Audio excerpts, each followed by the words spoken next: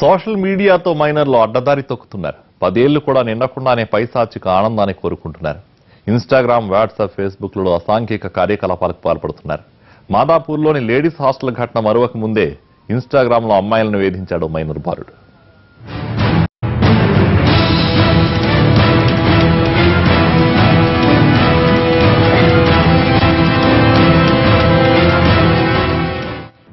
Cyberabad crime DCP Janaki Sharmila తెలిపిన వివరాల ప్రకారం తమిళనాడు మదురైకి చెందిన ఓ బాలుడు అమ్మాయి బొమ్మ ప్రొఫైల్గా పెట్టి ఇన్స్టాగ్రామ్ అకౌంట్ తెరిచాడు. ఈ నకిలీ ఇన్స్టాగ్రామ్తో అమ్మాయిలకు ఫ్రెండ్ రిక్వెస్ట్ పంపేవాడు. చూడటానికి ఇది కూడా సాటి అమ్మాయిదే అని భావించే అమ్మాయిలు ఇతడి ఫ్రెండ్ రిక్వెస్ట్ యాక్సెప్ట్ చేసేవాళ్లు. ఇక అక్కడి నుంచి అమ్మాయిలతో చాట్ చేసేవాడు. ఎప్పుడైతే చాటింగ్ నడుస్తుందో ఒకరి ఫోటోలు మరొకరు ఇచ్చిపుచ్చుకునేవాళ్లు. ఈ ఫోటోలను అడ్డుపెట్టుకుని గేమ్ స్టార్ట్ చేసేవాడు. వాళ్ల ఫోటోలను మార్ఫింగ్ చేసి సోషల్ మీడియా సైట్లలో పోస్ట్ చేస్తానని బెదిరించాడు. ఇదొక్క తమిళనాడుకు మాత్రమే పరిమితం కాలేదు. ఇక్కడి గచ్చిబౌలి యువతికి ఫ్రెండ్ రిక్వెస్ట్ పంపాడు ఈ మైనర్ బాలుడు. దీంతో ఆ యువతి రిక్వెస్ట్ యాక్సెప్ట్ చేసింది.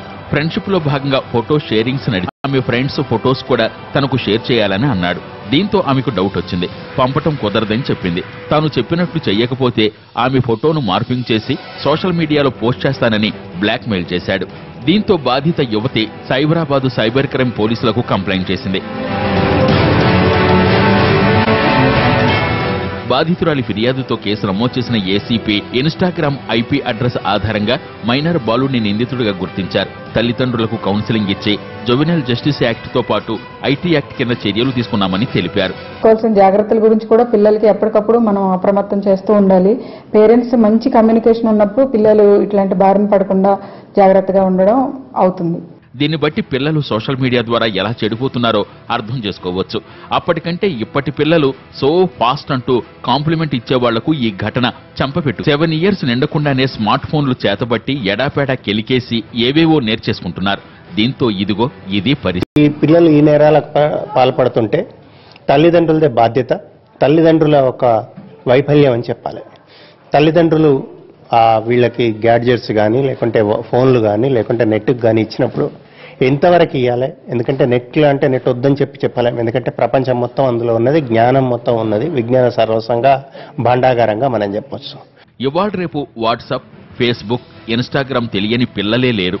ఏదైనా బుక్ ఇంట్లో మర్చిపోయి స్కూల్కి వెళ్తే స్కూల్ నుంచి ఫోన్, పలానా పేజీలు వాట్సాప్ పెట్టమని మమ్మీకి ఆర్డర్ వేయటం నుంచి టెక్నాలజీ వాడకం మొదలెట్టేస్తున్నారు. ఇంట్లో ఉండగా ఆ వయసుకే తమ క్లాస్మేట్స్ తో వాట్సాప్ లో వీడియో కాలింగ్ చేస్తున్న దృశ్యాలు ప్రతి ఇంట దర్శనమిస్తుంటాయి.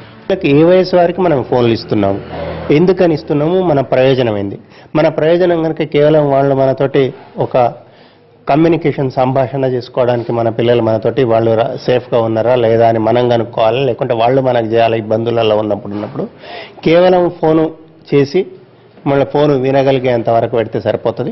కానీ అందులోనే అన్ని రకాల సైట్లు వచ్చేటట్టు, అన్ని రకాల యాప్స్ను ఓపెన్ చేసుకోగలిగేటట్టు అన్ని రకాలు ఉంటాయి. అట్లాంటి ఫోన్లు ఇవ్వాల్సిన అవసరం లేదు పిల్లలు. ఇవన్నీ ఒక దశ వరకు కాస్త బెటర్ మైండ్ సెట్ ఉన్న పిల్లలకు బాగానే ఉంటాయి. కానీ క్రిమినల్ మైండ్ సెట్ ఉన్న పిల్లలకు ఎలాంటి టెక్నాలజీ వాడకం తెలిస్తే ఇక అంతే సంగతులు. వాటి ద్వారా ఇదిగో ఇలాంటి నిర్వాహకాలే సాగిస్తుంటారు. పెద్దలు ఇలాంటి పిల్లలపై ఓ కన్ను వేయకుంటే ఇంకెన్ని ఘోరాలు జరుగుతాయో చెప్పలేం.